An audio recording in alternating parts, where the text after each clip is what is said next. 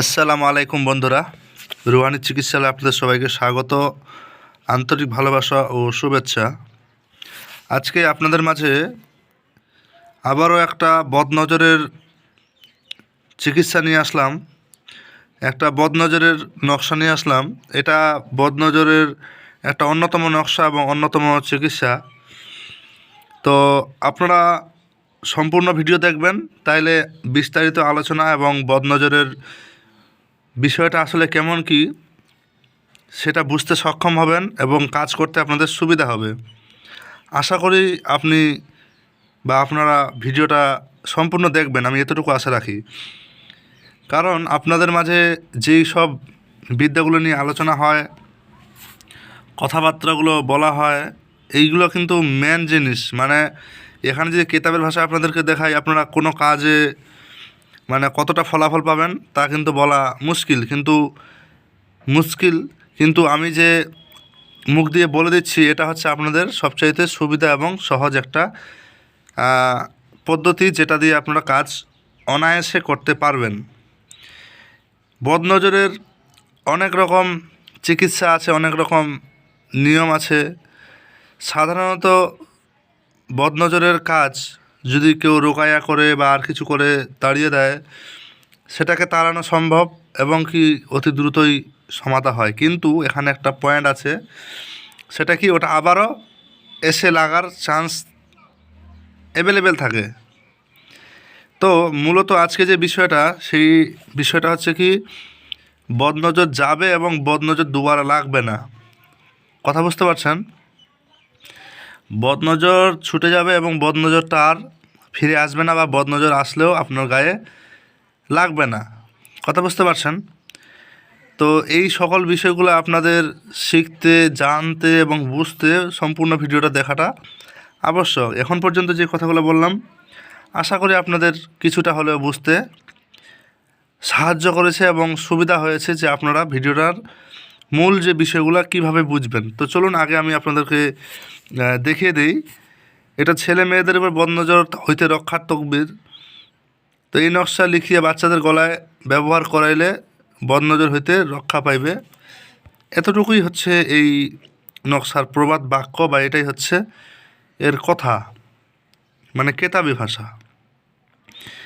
এবার চলে আসি মূল জায়গায়।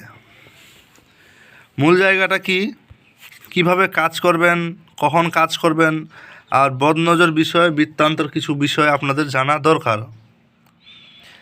আপনারা কখন বুঝবেন যে বদনজর লেগেছে বা আর কিছু, যারা হাজিরা দেখতে জানে সঠিকভাবে, তারা ওটা খুবই ইজি মানে বুঝেন তো, খুবই সহজেই বুঝে নেবে যে হ্যাঁ, এটা বদনজরের আসর। যারা জানে না, তাদের জন্য কিছু সিমটম দিয়ে দেই।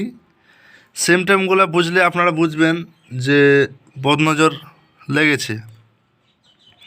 তো এই ক্ষেত্রে আপনাদের করণীয়টা কি, জিনিসটা আগে মাথায় নেন।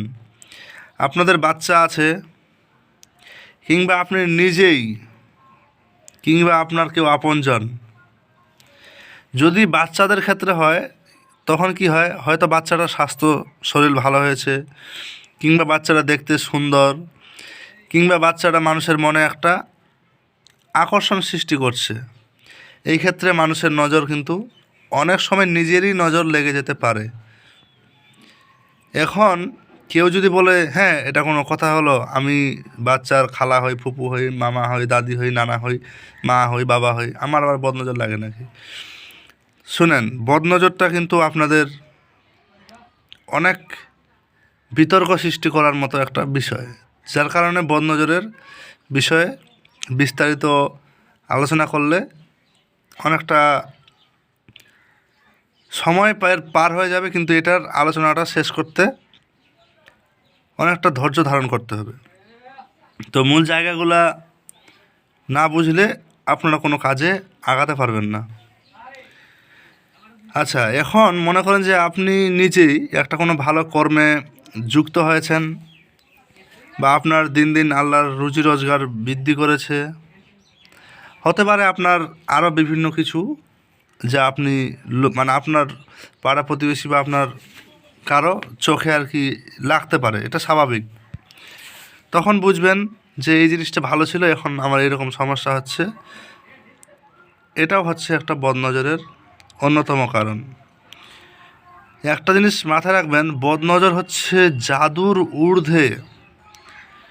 হ্যাঁ, জাদু যদি করে বা কাউকে বান মারে কেউ, তো ওটা সরাসরি ক্ষতিটা বুঝে যায়, এমনকি ওটার সমাধানটা করা যায়। কিন্তু বদনজরকে চিহ্নিত করা খুবই কঠিন। যদি প্রকৃতভাবে মানুষের উপর মানে বদনজর আসর করে বা লেগে যায়, সেই মানুষ দিনে দিনে ধ্বংসে পতিত হয়ে যাবে। সে হাজার কিছু করবে, তার আর কোনোভাবে উকাবে না বা ওটা থেকে বের হতে পারবে না।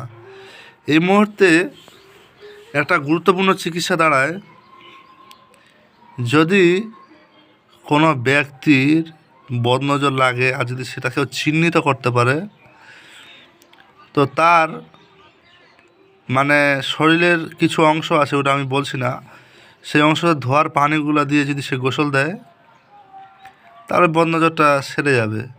কিন্তু কোন ব্যক্তির বদনজর লেগেছে এটা কিন্তু কেউ চিহ্নিত করতে পারলেও বলবে না। এর কারণ কি? কারণ এটা একটা মানুষের উপর আরোপ লাগানোর মতো। তো সেই জন্য আপনাদের মাঝে বেশি কিছু আর বললাম না, একটু হালকায় আলোচনা করে নিলাম। এই যে নকশাটা দেখছেন, আশা করি নকশাটাতে আপনাদের বুঝতে সমস্যা হচ্ছে না। তো বাচ্চাদের যখন আপনারা মানে এই কবচ বা এই নকশা বা এই তাবিজ করে দিবেন, কিভাবে করবেন? বাচ্চার নাম কিন্তু জরুরি লাগবে এই কাজটার জন্য। কীরকম? এই নকশাটা আপনাদের লিখতে হবে যে কোনো শুভ মুহূর্তে। যদি এটা চাঁদির প্লেটে বা তামার পাতে, প্লেট মানে পাতে বুঝাচ্ছি আমি, খোদাই করে লিখে নিচে যদি নামটা লিখে দেওয়া যায়, লিখে ওটা যদি ধারণ করে ব্যবহার করে, তাইলে মনে করেন যে আর কোনোভাবেই আসর হবে না, একদম ক্লিয়ার কথা। আর একটা উপায়, ভোজপত্রের উপর এটা আপনার লিখতে হবে মেশক জাফরান কালি দিয়ে। এখন সবচেয়ে উত্তম সময় হচ্ছে আসরের নামাজের পর যদি লিখেন, সবচেয়ে ভালো হয়। আচ্ছা, আবারও একটা কথা বলে দিই, এখন পর্যন্ত কেউ যদি আমার ভিডিওটা স্কিপ করে দেখে থাকে, এই জায়গায় এসে দেখছে, তাকে আমি আবার রিকোয়েস্ট করবো সে প্রথম থেকে যাতে দেখে, কারণ যে আলোচনাগুলো করলাম এটা আপনাদের জন্য খুবই জরুরি। আর বদনজরের আর একটা সিমটম হচ্ছে কি, হঠাৎই বমি হওয়া শুরু হবে, বুঝতে পারছেন? তো এই রকম বিষয়গুলা লক্ষ্য করে আপনারা কাজ করতে পারেন। আর যারা রোকায়া করেন তাদের জন্য একটা নিয়ম আছে, এটা মাটির বর্তনে লিখে এটা ধুয়ে পান করাবে এবং গোসল দেওয়াবে, টানা 7 দিন, আল্লাহর রহমতে সে বদনজর কেটে যাবে। বদনজরের অনেক ভাগ আছে, দোকান, মাকান, বাড়ি, স্বাস্থ্য, শরীর, ব্যবসা বাণিজ্য, মানে বিভিন্ন ক্ষেত্রেই আসর হয়। তো অতগুলো বিষয় আলোচনা করলাম না। চিকিৎসার জায়গায়, ব্যক্তিগত শিক্ষার জায়গায় যারা ব্যক্তিগতভাবে শিক্ষা নিতে আগ্রহী বা ইচ্ছুক, তারা অবশ্যই যোগাযোগ করতে পারে। আর যারা মনে করছে যে না আমার প্রয়োজন নাই, তো আপনারা চ্যানেলের সঙ্গে থাকুন, আমি নিয়মিত ভিডিও আপলোড করি, আপনারা এখান থেকে একটু হলেও উপকৃত হবেন। তবে একটা জিনিস মাথায় রাখবেন, গুরু বিনা জ্ঞান আধুরা, মানে গুরু ছাড়া কখনো আপনি সম্পূর্ণ শিক্ষা অর্জন করতে পারবেন না। তো ভালো থাকবেন সবাই, দেখা হচ্ছে আগামী কোনো ভিডিওতে। আল্লাহ হাফেজ। আর চ্যানেলটা যদি ভালো লাগে, লাইক, কমেন্ট, শেয়ার, সাবস্ক্রাইব অবশ্যই করবেন। তো দেখা হচ্ছে আগামী ভিডিওতে।